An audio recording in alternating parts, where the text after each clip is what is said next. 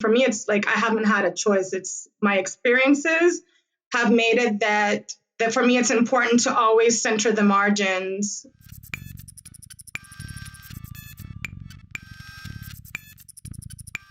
Hi, everyone. Welcome back to the Fourth Space podcast. This is the third episode in our ongoing collaboration with the Black Perspectives Office. And for this episode, the BPO's founding coordinator, Annick Maugile Flavien, sits down with Marlihan Lopez. Marlihan is the program and outreach coordinator at the Simone de Beauvoir Institute, and today she discusses with Annick the themes that led to her work, her experiences as a Black feminist, the mobilizing work that she does around supporting survivors of sexual violence in Montreal North, and the impact she hopes to continue to shape at Concordia and beyond. This episode was recorded in mid-February 2021. Hello, everyone. Welcome to the Black Perspectives Live podcast series at Fourth Space Concordia. We'd like to begin by acknowledging that the Black Perspectives Office, Fourth Space, and Concordia University are located on unceded Indigenous lands. The Kanien'kehá:ka Nation is recognized as the custodians of the lands and waters on which we gather today. Tiohtià:ke, Montreal, is historically known as a gathering place for many First Nations. Today, it is a home to a diverse population of Indigenous and other peoples. We respect the continued connections with the past, present, and future in our ongoing relationships with Indigenous and other peoples within the Montreal community. We'd also like to state that the Black Perspectives Office is informed by and stands in solidarity with Black communities in Canada and across the world who continuously fight against anti-Black interpersonal and systemic racism. Hello, everyone. Such a pleasure to be here. I'm particularly excited for this webinar because Marlihan is a sister from another mister. So I'm quite excited to be engaging in this conversation with you and all of that. Marlie, would you like to introduce yourself and kind of tell us a little bit about how you got to this particular role at Concordia, but also a little bit about your general parkour in life? So good afternoon. Thank you so much, Annick, for inviting me. I will say I'm kind of nervous, like I said earlier, because Annick is a dear friend, sister, and it's the first interview I do where the person interviewing me knows me intimately. So I'm kind of nervous, but thank you for inviting me.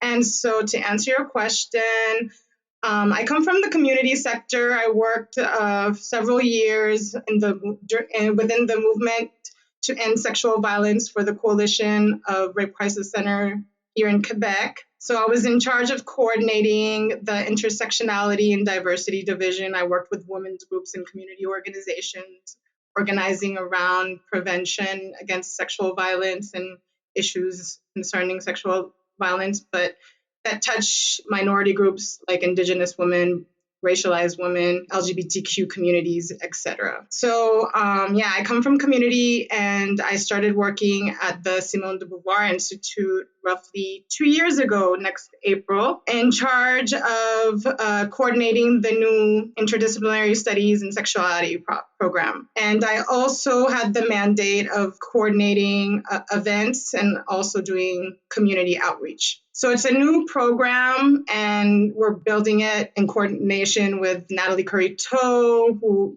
used to be the program director.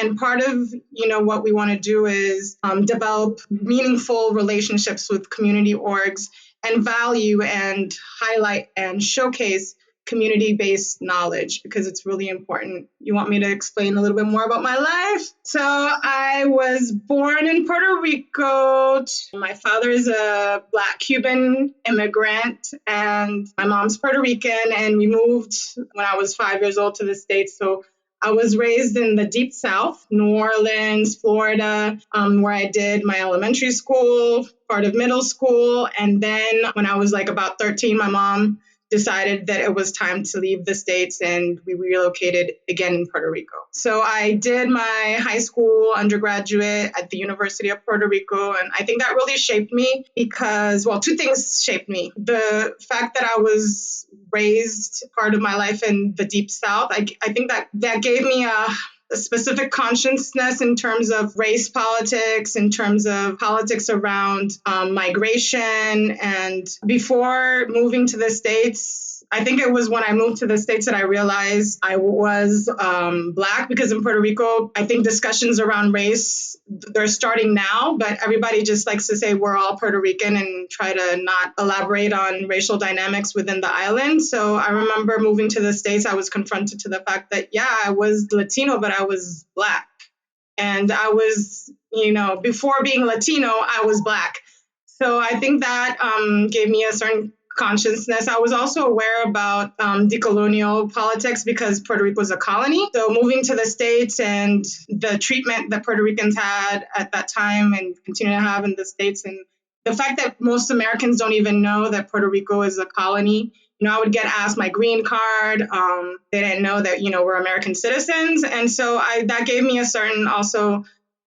an interest in learning more about Puerto Rico and about decolonial politics. And so I started getting involved when I was 15, 16 in separatist movements in Puerto Rico. And I continued that work in the university. And then later on, I decided to come do graduate studies in Quebec. And so I did a master's in Université de Montréal in international studies. And so in a past life, I wanted to work in international cooperation. And so when I finished that degree, I did a project in Cuba, and it was my first project in terms of international cooperation. And just that experience led me to understand that I did not want to continue doing work. So, but it also, I think I began to feel that I needed to leave Canada and go back home and just work and just live back home. And so I ended up living a year in Venezuela because I was super interested in Revolution Bolivariana. And so I began with my ex-partner. I began working in Venezuela. He used to be a ophthalmologist, and they were involved in a mission bringing healthcare to Venezuelans that don't have access to it. And so I began working with women that also were organizing around microcredits and programs to address gender equality. So after that, I moved to Cuba back home because I felt that I needed to have that experience and be with the family that I didn't know well. And so I lived with my grandmother, who was a activist and also a member of the Cuban Federation of Women. And so I think I got a lot of my politics from my grandmother, and also the interest in organizing in the women's movement. And so I spent 7 years in Cuba living. And then after Cuba, I came here, and I decided to continue working within the women's movement. And I was part of a women's collective called Fondation Parole de Femmes, which gave a platform for racialized women here in Quebec to express themselves around different issues. And after that, I started organizing with the Quebec Women's Federation, and now I'm vice president of the federation. One of the things that I've noticed a lot in kind of pop culture, or just, like the society conversations these days, is, how much of activism and social justice is kind of centered around American narratives of what social justice looks like, as if other parts of the world have not had activist frameworks for many, many, many generations, or else we wouldn't be here.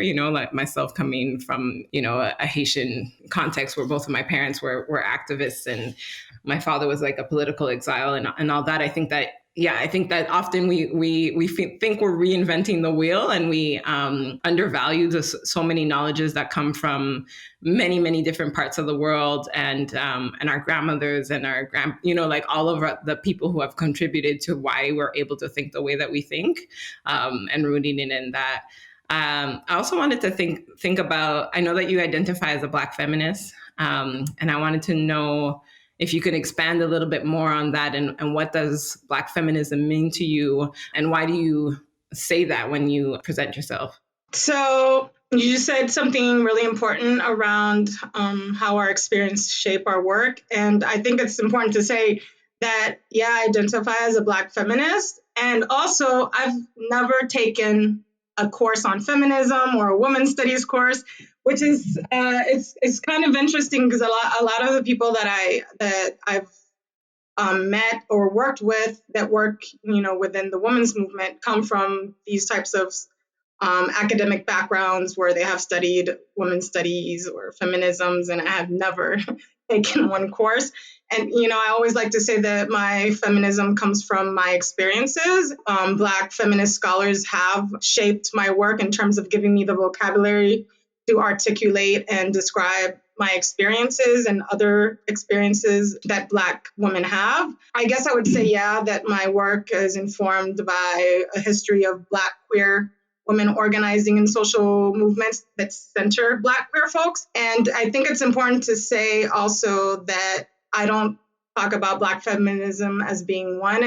For me, it's plural. A lot of Black women that identify as Black feminists. It's really, for me, it's super difficult to define, but if I had to define it, I would just say that it's important to center how, as a Black woman, race, class, ability, sexual orientation, and gender identity, how all that influences our experiences as a Black woman, and especially class. I think today within the women's movement, we don't talk enough about class, women's advancement, and gender equality.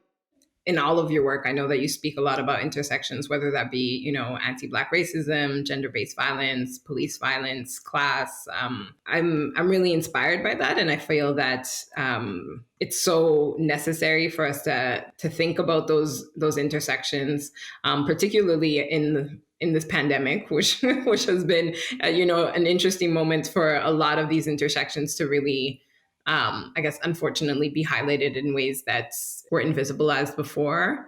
How does that impact your work, whether that be, at the Simone de Beauvoir Institute or the work that you kind of engage with outside of the Institute? How do you kind of marry some of all of these areas? Because I know that, at least in my experience, I'm seeing a lot of silos. I'm seeing a lot of people wanting to work on one issue at a time and not realizing that they're kind of one and the same in a lot of ways. And though I understand the need to kind of highlight maybe certain communities or et cetera, I find it very limiting because, if we're looking at anti-Blackness and we're not looking at gender, then what are we really doing? And so I wanted to know how are you addressing that in your own work? I haven't had a choice. Like, I know that for a lot of people, it's difficult to understand that we have to address all intersections, and, you can't separate race from gender and vice versa. But for me, it's been like, I have no choice. My experiences in life have made it that, and since I like, my work is informed by my experiences, it's just like, it plays out that way. In terms of as being a Black queer woman, I cannot organize if my organizing does not include those experiences, does not include Black folks with these experiences. Early in my work, in terms of organizing around feminist issues, I had a clear idea on how race, gender, sexual orientation, and like how they intersected. But one thing and also class, but one thing that was missing was ability. And so it was when I became a mother and became a mother of a Black autistic kid that I started seeing how ability also intersects with all these other systems of oppression. And so once again, it wasn't through reading or study, it was through experiences, seeing my kid excluded and the experiences he was having in school, not only in the institutions that we navigate, but also within organizing. And you know about this. You helped me write that article on my experiences in organizing and how ableism plays out within social movements and the fact that we don't even address it. And so just to answer your question, for me, it's like I haven't had a choice. It's my experiences have made it that for me, it's important to always center the margins. Speaking of that article that you wrote, can you kind of speak a little bit to those challenges? I find that in organizing, whether that be in the community sector and the academic sector or the whatever policy making, et cetera, I encounter so many challenges of trying to bring the many intersections of my own personal life, whether that be caregiving or mothering or, whatever it is. And I would love to hear a little bit more about the challenges that you experience in terms of being able to represent the many identities that you carry within your own intersection, but also the people that you want to center. Yeah, it's difficult because we have a tendency within social movements to sometimes reproduce the same dynamics that we aim to abolish, whether it be organizing and anti-racist movements. We tend to center a certain group of people in our organizing. And so we don't acknowledge that within, for example, the Black community, there are other communities that are pushed to the margins. So if it's in LGBT organizing, we're going to center white LGBTQ folks. If it's within Black liberation struggles, we usually center the experiences of Black male cishet, people. So it's a tendency to always center my majority groups, even within minority groups. And that's it's a big challenge to raise awareness and also to convince folks that in centering the margins, you're not being divisive, because that's something I hear everywhere. Like whether it be in women's group, they're going to say, oh, but the main struggle is patriarchy and we need to be united. We can't be divided by, addressing racism, by addressing colonialism, by addressing ableism. And when you're working with the Black liberation movements, you can hear the same type of comments like, oh, we can't divide ourselves as a community, suffering racism. So why do we have to talk about other issues that affect our community, that affect minority groups in our communities? And so it's something that I've seen in organizing with different social movements, and it's a challenge to, work in understanding that by centering the margins, you're not being divisive. You're just ensuring that everyone is able to be free at the end. Yeah. And I love the way that you frame it, like centering the margins, because I think that we've definitely seen it within Black community organizing. The systems that have been put in place by Black communities have benefited all, right? So whether that be in terms of labor rights, in terms of, so many of these different movements that we've been central to have ended up being the kind of the prototype, the model, the frameworks in which other communities are using to get their sorts of justice, and it's really quite interesting to me that again, there's this fear of centering the margin or actually thinking about our minority groups when being able to think about them as kind of the framework from which we move out from, then actually creates a structure that is much more solid. Yeah, I also would love to talk, you talked a bit about mothering and just the different intersections of your life. And I wanted to know how has the pandemic impacted your work and also your life? And I know that especially in that beginning part of the pandemic, not that it's in any way kind of eased off, but I guess we're more used to it now. But the particularities of trying to maintain your responsibilities when the pandemic is hitting your family life in a very particular way. I was in survival mode, to be honest. It was really difficult because at the beginning of the pandemic, schools closed and they remained closed for almost 6 months. So I had to, work a full-time job plus another full-time job of being a mother because my kid was at home. And it was especially difficult because unfortunately there was no support from the schools because my kid was in a special ed class. And believe it or not, these classes were completely abandoned. And so it was really hard the first 6 months of the pandemic. It was super hard. And at the beginning, it was the isolation because I've never organized online. And so you have to learn new tools. At the beginning, I was like, okay, everything's going to be are we not going to organize anymore while it's, the pandemic is happening? How is this going to work?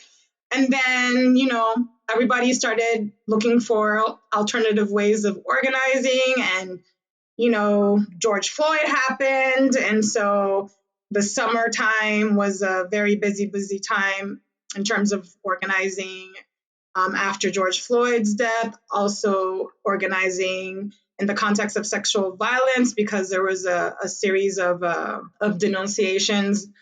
And so it became once again another like a big conversation in terms of media. And so so it was hard, and it continues to be hard. And I think the hardest part is in terms of accessibility, and I like live that every day with my son, and the fact that how to navigate institutions that were already difficult to navigate, but which now become even more difficult. I don't know for you, but I know that, we talk about mothering a lot. And one of the things that I've been experiencing the most kind of viscerally is like this, coming from a community that's like so heavily surveilled and so heavily policed, to have like this like constant camera in our homes is like really, like I find it really intense in a lot of ways, and intense on two levels. On one level, because I feel like as a Black person, it feels very difficult to have to share so much of my home with communities that don't necessarily respect our home or understand our home or value it in any kind of way. And then on another level of, with that access, I feel like there's even smaller moments of like commentary or engagement that feels so superficial. It's like it almost makes the burden harder, So like single parenting, we both know how intense single parenting can be, and then to have like people comment on like, oh, how are you making it happen, or et cetera, and also like I'm a caregiver for my parent and my mom, and that also that this layer of kind of eyes on our lives in ways that we didn't necessarily consent to, and having kind of this outsider perspective on it, which means that people can also comment on it, but then don't necessarily support more than to comment, right? It's just kind of like, oh, how do you do it without ever feeling like there's anything that can be done? And I think that that's the biggest stick point I'm finding is in engaging with anti-discriminatory, anti-racist work, and et cetera, is that often it's like people will look at us, particularly when we're in positions where we're kind of doing the more visible justice work. People will kind of like, wow, amazing, you're doing so much, that's so great, et cetera. How can we help, without ever actually offering anything, which I think is like really counterintuitive for me, because, I come from a community like, you don't go to somebody's house without bringing something. You don't have to ask them what you bring. You just show up with something, right? So it's like really, so I don't know if you've experienced it in that way, and how that's felt for you. Yeah, I've experienced it, and the how do you do it, or oh my God, like the fake admiration type thing that, where they compliment you, but then when you ask for help, you see that there's not really a sense of a community. So in terms of how I deal with it, I have my own community of friends that are family, like you. It's counting on one another, because it's really isolating.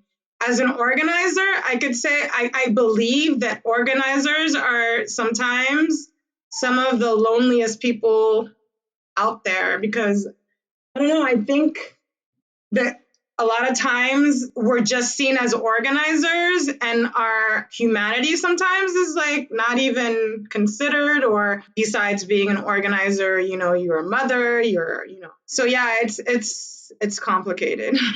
I find it really hard to balance the kind of extra emotional labor. We talk about the invisible labor, especially, in academia. A lot of the talk around invisible labor is like, you supporting students who identify with you. And of course, that is a big part of it, right? It's like who comes to us, who needs us, like the kind of support that we give others.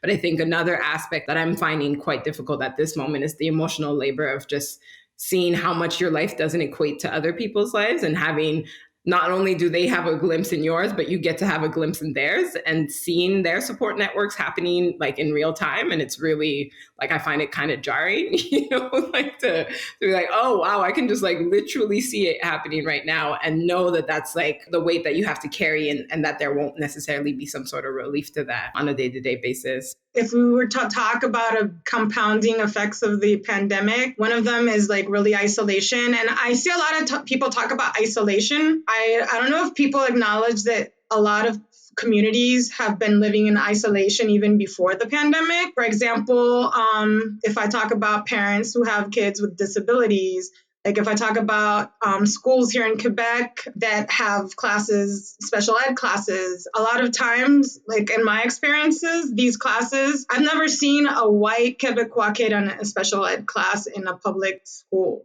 And that was, I'm not saying that there aren't. I'm just saying in my experience, they've all been specifically newly arrived immigrants and mostly Black and brown. And so, and a lot of times they don't speak the language.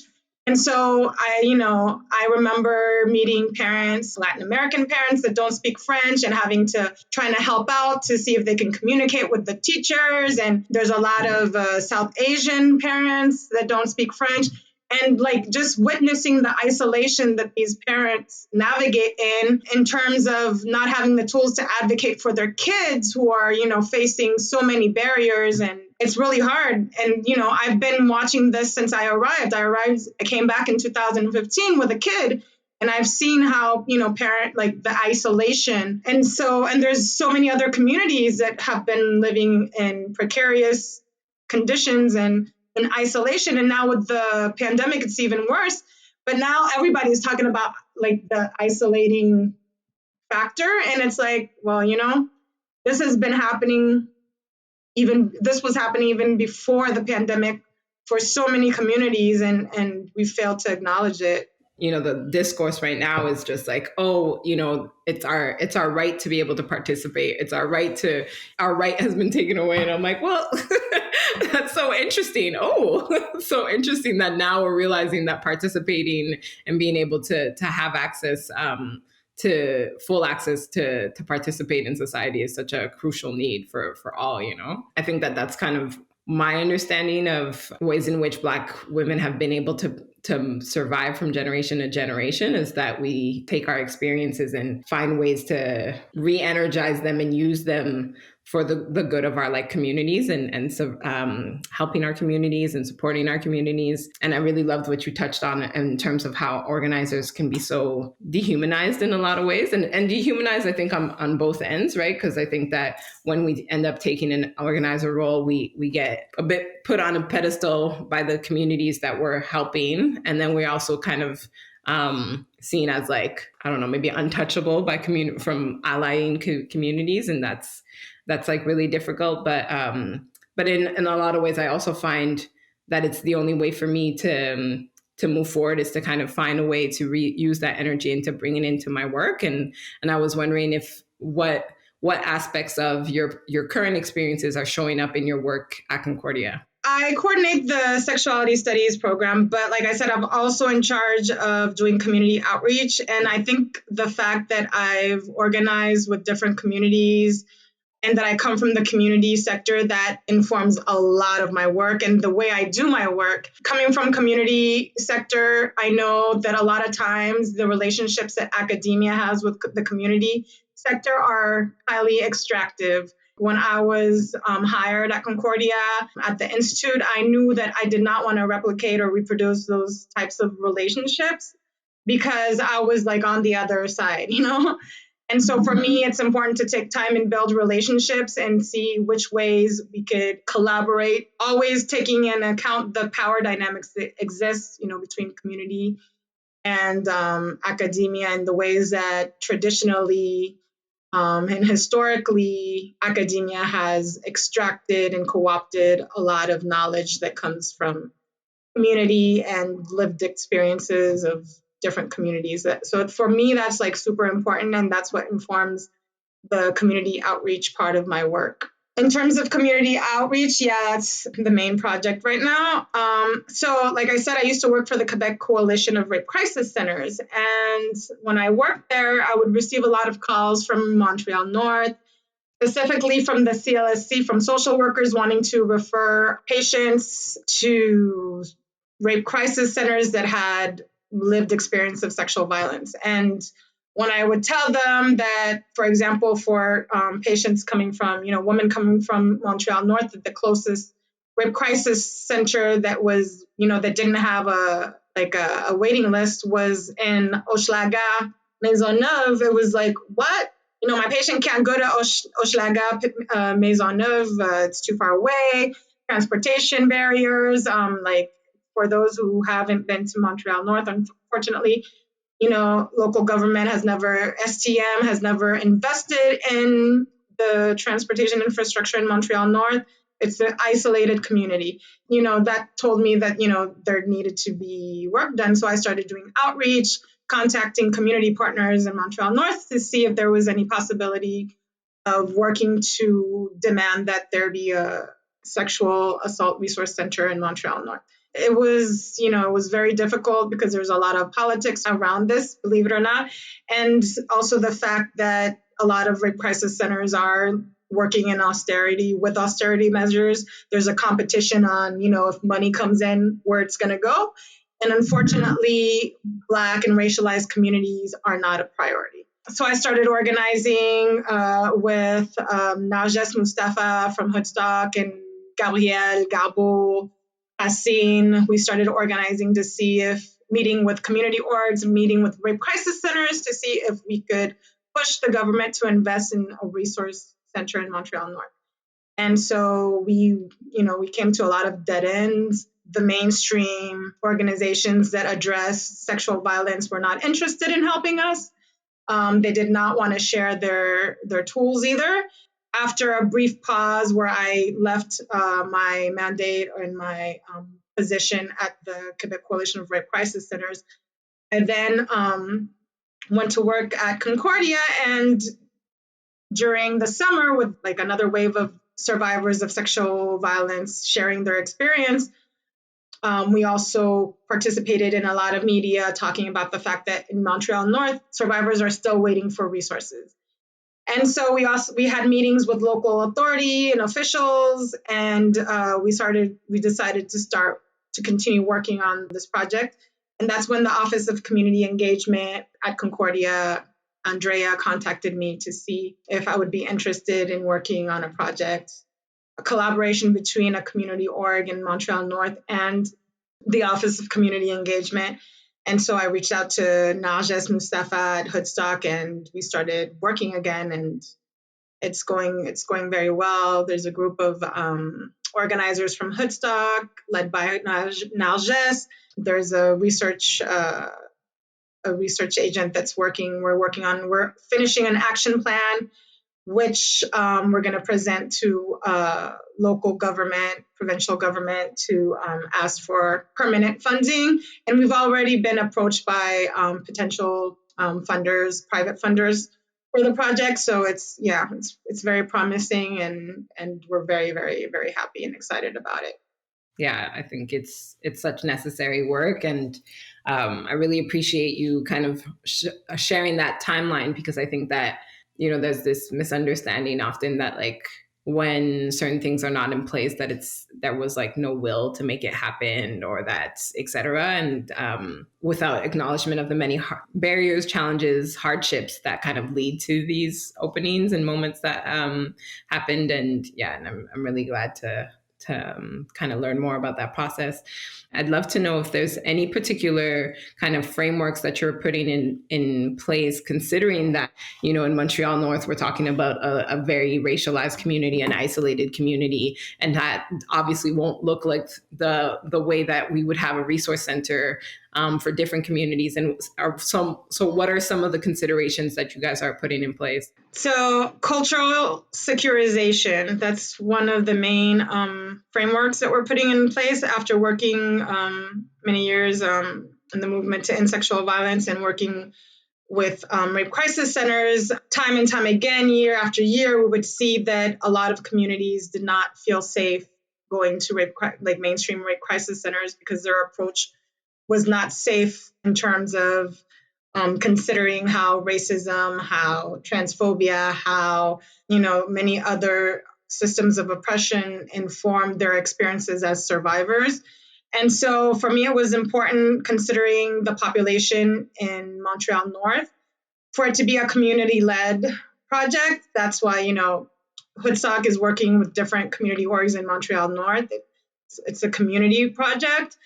And also, it's informed by people who live there. Because a lot of times, unfortunately, when we talk about community orgs and people who work in community orgs in certain communities, a lot of times they don't come from these communities and they don't have knowledge on, the issues that affect these communities.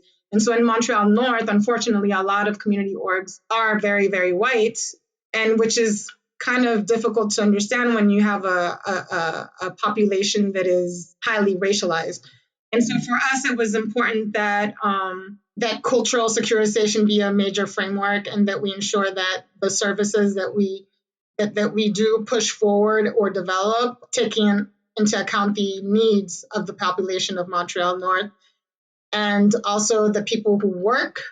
When a resource center opens, the people who work there are representative of the population that lives there. In terms of prevention, because one of the major objectives is to tackle sexual violence with prevention in schools, is we're building a prevention program, that's going to be by and for. I've worked on a lot of prevention plans in terms of, the ones that are developed in mainstream rape crisis centers. And a lot of times they address sexual violence in a very stigmatizing way for our communities. Like our heritage, our culture is seen as a problem factor. And so we're trying to deconstruct all this and build a prevention program that empowers our youth. And so, we can address sexual violence and the fact that it is a taboo in a lot of our communities, but through empowering ways, whether it be through the arts. So we have a lot of ideas in terms of ways in which we can address sexual violence that empower youth, and not stigmatize them, where they can play an active role also. I have to say, I am privileged in the sense that I have a master's degree. So I have a degree from here. So I know the barriers that a lot of immigrant folks face. They can have PhDs. It doesn't matter. Here in Quebec, they only take into account studies that, that you do here, and which is BS. But anyways, I am privileged in the fact that I do have a degree that I completed here, and that helps. But it's not in women's studies. It's not in, basically, I didn't do any professional work in terms of my degree. It's just a degree that has helped me, that has opened doors. I guess, like, a lot of times I would put my, in my CV, I would put my lived experience, I would frame my lived experience as professional experience. And I would frame it in a way that it would, it would be, I considered it to be professional experience.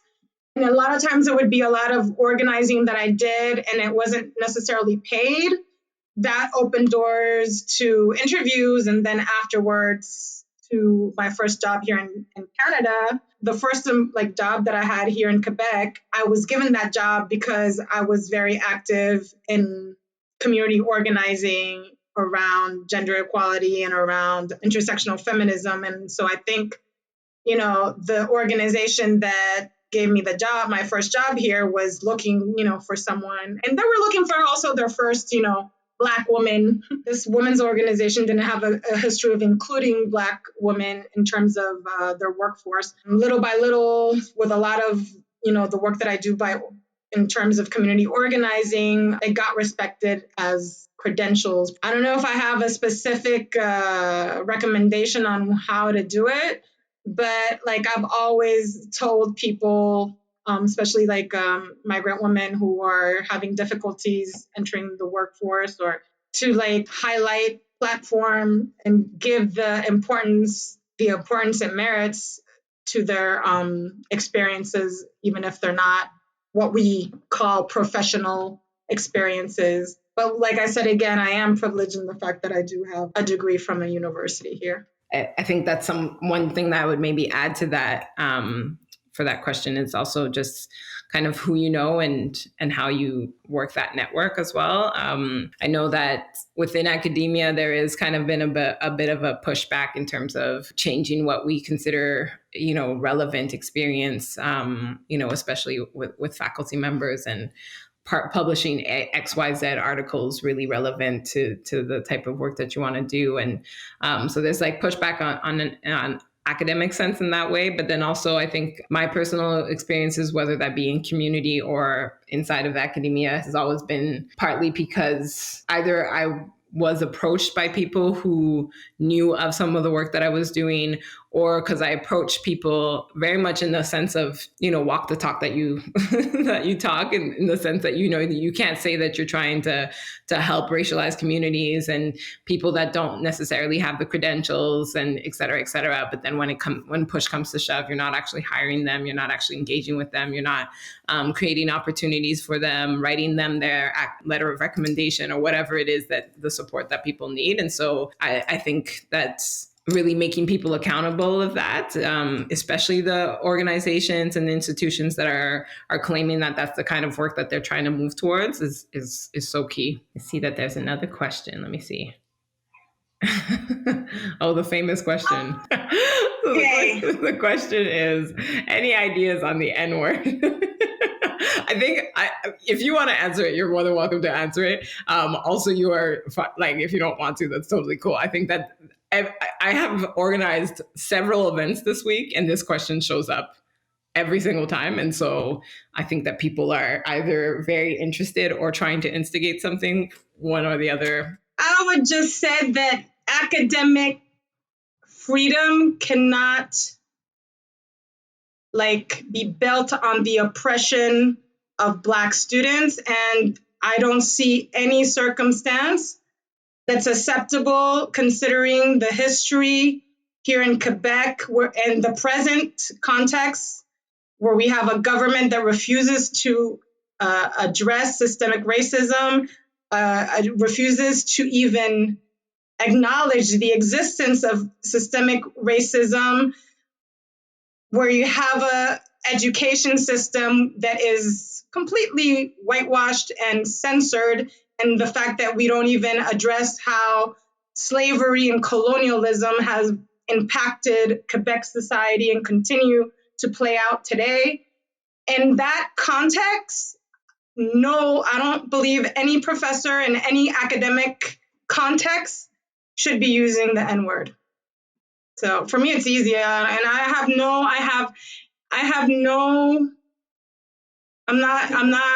not gonna even dance around it, or I think it's extremely, extremely offensive that in the present context that especially in the present context that we're living, that we're still having this conversation or debate, and that we're acting like students. We're not acknowledging power dynamics, and we're not acknowledging the fact that, in academia, students do not have that type of power. We're talking about oppression of academics. No. We need to acknowledge that not long ago, maybe 100 years ago, Black students were excluded from universities, were excluded from programs in university. So it's not like today, all these dynamics and, racial tensions and racial violence have just left university and academia. They're still present, and we need to address them. So yeah, that's what I would have to say. One of the things that I find kind of interesting about this debate, and I'm not particularly interested in kind of like unpacking it right now, because it's so heavily the work that I have to do on a day-to-day. So I'm not really going to touch too much on it. But I will say that for many people who have who have been in support of Black Lives Matter and who have been kind of thinking about, the ways in which systemic racism affects Black communities, who have been thinking about the ways in which we're murdered, oppressed, dismissed, undervalued, et cetera, et cetera. It is mind-boggling to me that these same people would have a narrative where our experiences, and when we say that we are harmed, and when we say that we don't want something, and when we say that this is affecting us, that still is considered debatable, that it's theorized, trivialized, all of the above. Like, that is above me. And so I guess that I would counter that question with a question of, why is it that anytime that Black communities say that we can't breathe, the question is if that's actually true. That's how I feel about that. To finish this wonderful conversation, I'm so happy that you're here. We have a question about, how do you recharge your batteries? How do I recharge my batteries? So, community, real community. So I've told you before, Annick, like, most of my closest friends do not come from like the activist scene. Like, most of my closest friends are people who are like family, and so I know when to check out. Like, I do the work that I believe in, but I also ensure that I do remember that I'm not just Marlihan, the Afro-feminist, Marlihan, the organizer. I'm also like Marlihan, who's very foolish and who likes to joke and, likes to party and so I surround myself by people who treat me as Marlihan and like acknowledge that I'm not just an organizer and that that's not the most important part of, who I am. And also a lot of therapy. I have a brilliant Black therapist. And so, yeah, I'm privileged to have one. And that helps a lot. There's another question that I really like, kind of in the same vein. So someone said, you both mentioned the how do you do it effect, and how do you find balance between self-preservation, also wanting to stand in your power and just say, hell yeah, I do it. I do it because I have to, because I'm more powerful than you think. But then how do you evolve falling prey to feeling that we have to be, quote unquote, strong Black women? So I guess also I forgot to mention, my kid keeps me very grounded also. I have no choice. It's like I have to take care of myself. And also, like, my kid, he doesn't care what I do. He doesn't care at all. Like, he never, sometimes he trolls me. Like, you've seen him troll me, but like, he's not there for it, And so he keeps me grounded. And then, like I said, the closest people that I have around me, they don't really care if tomorrow I stop organizing, and they're there because they know who Marlihan is beyond the organizer. And so, yeah, that's how it's like, you have to be careful who you surround yourself with. And also know that, like, also when you're organizing, you can't fall into a trap where you find yourself becoming indispensable to a struggle. There's so many people that I've met throughout the years, and I continue to meet, that are brilliant and that contribute behind the scenes. We never see them. They're never on media. And so I always try to discipline myself to not let ego play a big role in my work or in organizing, and understand that, maybe tomorrow I won't be doing this work anymore, but also ensure that I create conditions and my behavior opens doors for other folks to continue the struggle if I can't tomorrow. I echo that feeling so much. In a few conversations ago, somebody was asking me a similar question, and I 100% agree. It's just like, I want to be as disposable as possible while still sitting in my powers, acknowledging the work that I do, knowing that it's important. But it's like, ideally, if I I should be replaceable. You know what I mean? Like ideally somebody would be able to take the work on, and that's only really possible if we leave behind structures that make that possible. And that's what I'm really more interested in. And I 100% agree. My kid keeps me mad humble. And nobody is not interested in the work that I do. He tells me that I'm on the computer too much. Like there's just no respect for any of this, as well as my mom too. You know, it's like it's actually quite interesting working from home right now, because I think on both spectrums, both sides of the age spectrum, neither of them understand that when I'm on the computer all day that I'm working. For them, it's an illusion. So it keeps you humble and just kind of grounds me in other ways. And dancing, I think for me dancing really keeps me kind of alive in other ways. And yeah. I need to pick up a physical activity too, because I'm not a good dancer. Not compared to you. Yeah, I thought I was a good dancer until I saw you. So yeah. All right. Well, thank you so much, Marlihan, for being here with us. It is always so great to hear from, all the work that you do, the brilliant mind that you have. I find that you are so grounded in your experiences and really one of the most intentional organizers I've met in my whole life. Like I feel like so much of what I encounter are kind of contradictions in people. And I feel like you face your contradictions before you even step out the door. And that really shows in the work that you do. And I'm just amazed by you. Well, thank you very much. It's an honor coming. It's special coming from you, because I admire you too. Thank you for inviting me. I hope we can continue working together. Thank you so much, everyone, for being with us today. Thank you for listening to the Fourth Space podcast. You can follow us on Facebook, Instagram, Twitter at CU Fourth Space, and wherever else you find your podcasts. The podcast is hosted by me, Douglas Moffat, and produced by Annick Maugile Flavien. Editing by Chloe Lalonde and Mackay Hallgrove. Social media and web support by Kari Balmstead. Our theme music is courtesy of Supercontinent. Thanks for listening.